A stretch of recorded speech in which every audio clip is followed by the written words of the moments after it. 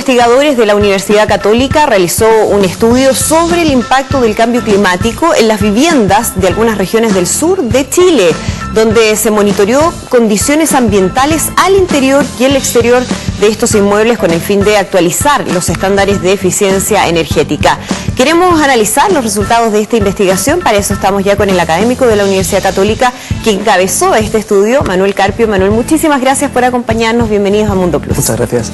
Partamos por la transformación que hemos experimentado justamente a raíz del cambio climático en las regiones del sur de Chile donde se realizó el estudio. Cuéntanos un poco cómo parte esto. Sí, bueno, esto parte en 2015 con una idea que tuvimos para postular un proyecto Fondesit financiado por CONICET.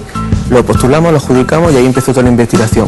Desde el 2016 estamos tomando datos desde Temuco hasta Punta Arenas, en las capitales de regiones, y monitoreando viviendas y temperatura, humedad y otra serie de condiciones en las ciudades, y a partir de ahí vimos la diferencia de datos con lo que dice la normativa actual, y a partir de con todos esos datos empezamos, digamos, a restaurar todas las zonas climáticas y ver la evolución que ha habido en los últimos años. ¿Cuánto han cambiado las condiciones climáticas de esas regiones o de esas ciudades en particular en los últimos años? ¿Cómo ha sido esa transformación? Sí, por ejemplo, bueno, la normativa se divide Chile en 7 zonas climáticas, de la 1 a la 7, siendo la 1 la más cálida, que es la que se da en el norte del país, claro, y 7 la más fría, la que se da en Magallanes, y la normativa lo divide en esas zonas. Los datos con los que la normativa trabaja son alrededor de 1999, y con los datos que nosotros hemos tomado ahora hemos observado, por ejemplo, que ciudades como Valdivia y Temuco han pasado de ser una zona climática 5 a una zona climática 4.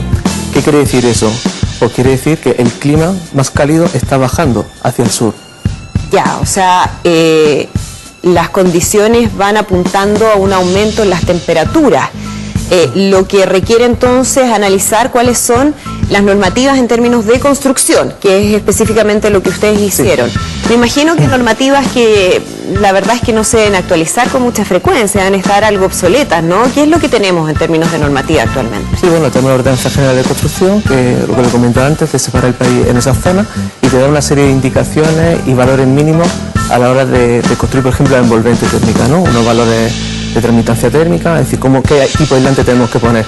Obviamente esas normativas no se pueden, técnicamente no se pueden actualizar anualmente, ¿no? Claro. Entonces ahí está el reto de ver qué métodos vamos a utilizar para, sobre todo, hacer las predicciones de cómo se va a comportar el clima a futuro, y así poder un poco adelantarnos en términos constructivos a esas condiciones y poder construir no para las condiciones de hoy en día, sino para las condiciones de futuro. Claro, ir adelantándose más que reaccionando a los cambios que inevitablemente van a ocurrir. Entiendo que utilizaron también algunas comparaciones con lo que ha ocurrido, por ejemplo, con algunas ciudades españolas, y así. Cuéntame un poco. Sí, bueno, mientras estábamos realizando el estudio nos dimos cuenta que parte de las zonas donde nosotros estamos realizando la investigación compartían datos climáticos con ciudades de España, ¿no?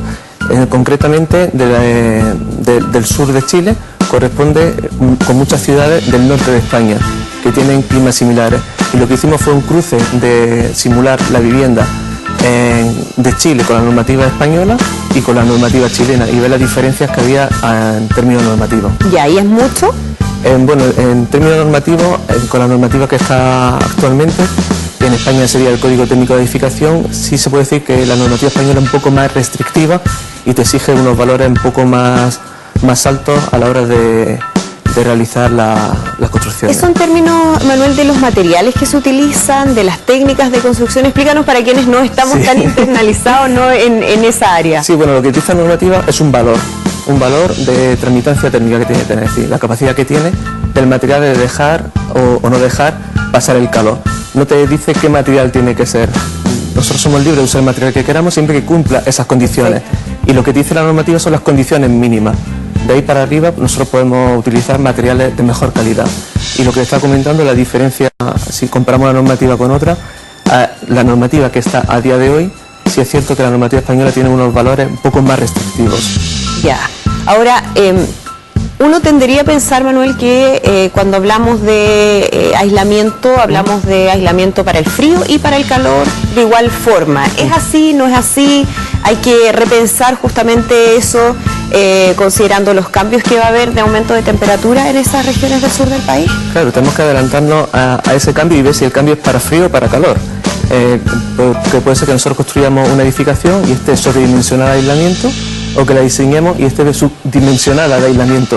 Entonces tenemos que ver qué hacer a futuro, si ampliar esos aislamientos o disminuirlos según la zona.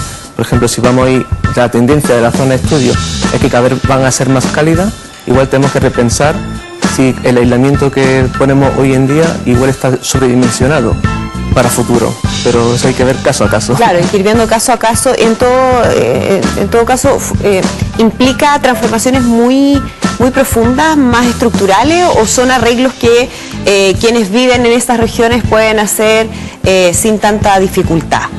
Claro, ahí habría que analizar lo que está comentando, esa diferencia, por ejemplo, de temperatura que va a haber y ver cómo podemos solucionarlo, si es aplicando más aislamiento, removiendo aislamiento o viendo las condiciones.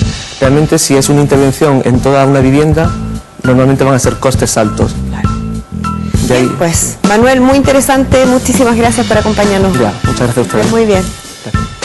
Bien, nosotros vamos a la pausa, regresamos muy pronto con nuestra mesa chica para analizar un tema también muy relevante, el nuevo centro de investigación